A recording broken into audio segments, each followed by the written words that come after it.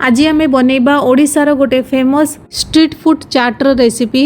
एमिति तो चाट बहुत वेराइटी रो अछि। आज आमे बनैबा एकदम चटपटा घुगुनी चाट रो रेसिपी। घुगुनी चाट बनैबार प्रोसेस समस्त को टिके अलगा अलगा थाए। आज मु आपन को बिना प्याज रसुण रे एकदम चटपटा टेस्टी घुगुनी चाट बनै की देखैबी।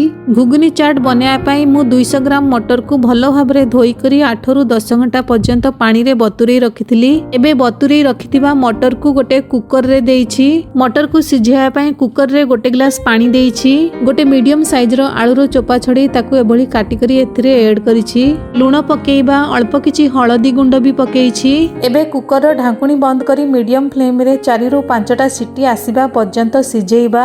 मीडियम फ्लेम रे 5टा सीटी परे मु गैस को बंद करी देइछि। एठारे मने रखिबे कुकर भलो भाबे ऑटोमेटिक ठंडा हैला परे ही आमे कुकर रो ढाकुणी खोलिबा। एही समय भितरे घुगुनी रो पापड़ी बनेया पई अटा चकटी नबा। बासन रे गोटे गिना गहम अटा नेइछि। केवल मैदा रे भी आपण एहा को बनेई परिबे किंबा मैदा एवं अटा को मिसेई की भी बनेई परिबे। स्वाद अनुसार लूण पकेइबा। आधा छोटो चामच जुआणी एवं आधा छोटो चामच कला जीरा भी पकेइछि।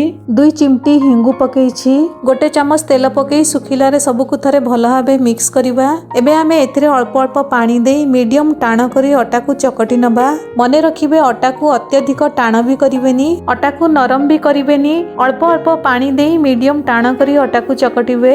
एठारे अटा को मु मीडियम टाण करी चकटी नेइछि। एबे आमे एही अटा को कवर करी 15 रु 20 मिनिट पर्यंत साइड रे रखिबा। एहा निहाती जरूरी अटे। 20 मिनिट परे अटा को पुनी थरे स्मूथ करी की चकटी नबा। एबे आमे एथिरु अल्प किछि अटा गुळा नै गोटे पतला बड़ रुटी बेलिबा। बिना सुखा अटा लगेई एवं बिना तेल रे एहा सहजरे बेली होई जाई थाए। एठारे आपण देखि पारुथुबे मु एभली गोटे पतला रुटी बेली नेइछि।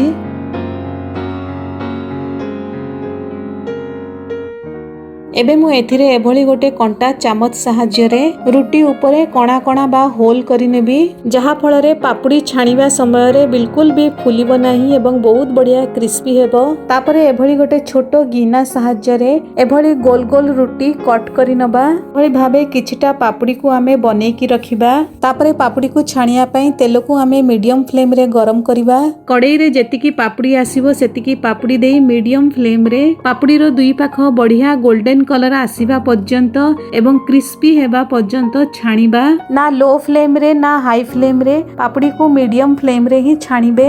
एठारे सबु पापड़ी को मु छाणी नेइछि। पापड़ी को आपण एयर टाइट कंटेनर रे रखी करी स्टोर करि परिबे एवं चा सहित या खाइबा को बहुत बढ़िया लागे। कुकर भलो भाबे ठंडा हो जाइछि। ढाकुणी काढी नेइछि। चेक करी नबा। मटर आलू भलो भाबरे सिझी जाइछि। घुगुनी चाट पई हमकु एमिति ही मटर दरकार। घुगुनी बनाया पई गैस ऑन करी मीडियम फ्लेम रे 2 छोटो चामच तेल देइछि। तेल गरम हैला परे गैस रो फ्लेम को कम करी आधा छोटो चामच जीरा पकेइछि। 2टी कंचा लंका को एभली काटिकी पकेइछि।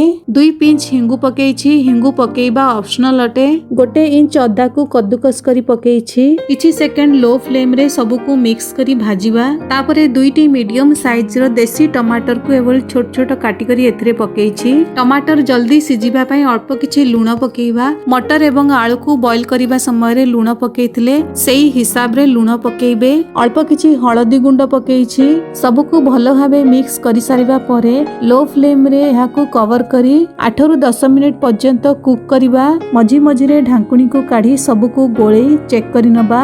10 मिनिट परे आपण एठा देखि पारुथबे टमाटर भलो भाबे रे भाजी होई जाइछि, नरम होई सिझी भी जाइछि। एबे आमे एथिरे किछि सुखा मसला पकेइबा।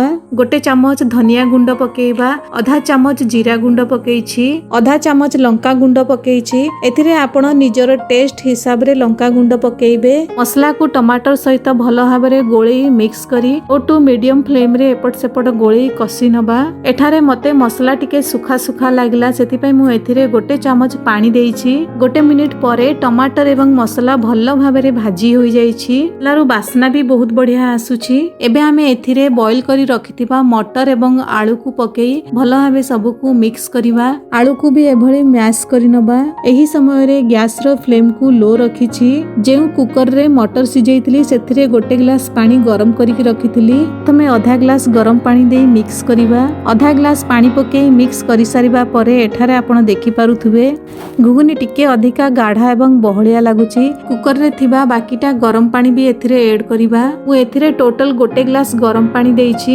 एमिति भी घुगुनी ठंडा हला परे गाढ़ा एवं बहलिया हो जाई थाए। घुगुनी को मु एठारे एतिकी ही गाढ़ा बहलिया करिवि। एही समय रे आपण घुगुनी को जेतिकी गाढ़ा किबा जेतिकी पतला करिवार अछि सेही हिसाब रे गरम पानी ही ऐड करिवे। एबे हमें घुगुनी को लो फ्लेम रे केवल 2 मिनिट पई कुक करिवा। लास्ट रे मु एथिरे भजा जीरा गुंड पकेइछि। घुगुनी रे भजा जीरा गुंडर बास्ना बहुत बढ़िया लागे। एही समय रे एथिरे आपण आधा छोट चामच गरम मसला भी पकेई परिबे। 2 मिनिट परे गैस को बंद करी कटा धनिया पत्र घुगुनी ऊपरे पकेइछि। घुगुनी चाट पई एबे सब किछि रेडी अछि। तेबे चालंतु घुगुनी चाट को सर्व करिवा। एकदम गरमा गरम घुगुनी को प्लेट रे दबा। तयारी करी रखिथिबा 5-6टा पापड़ी को चूरा करी घुगुनी ऊपरे पकेइबा। अल्प किछि सिजा आलू को एभली छोट छोट काटी करी पकेइछि। अल्प किछि बंधा कोबी को भी एभली पतला पतला काटी पकेइछि। अल्प किछि गाजर भी कद्दूकस करी पकेइछि। टमाटर को भी छोट छोट काटी करी पकेइछि।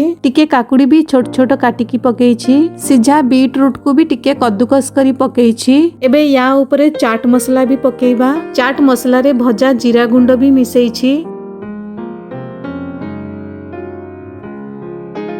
अल्प किछि लाली लंका गुंड भी पकेइबा। कला लूण भी पकेइबा। अल्प किछि ताजा नड़िया को एभली छोट छोट काटी करी पकेइछि। धनिया पुदीनार चटनी पकेइबा। गुड़ एवं तेंतुली रो खट्टा मीठा चटनी भी पकेइबा। धनिया पुदीनार चटनी एवं तेंतुली गुड़र खट्टा मीठा चटनी मोर एही यूट्यूब चैनल रे अपलोड अछि। चैनल को जाई आपण रेसिपी देखि परिबे।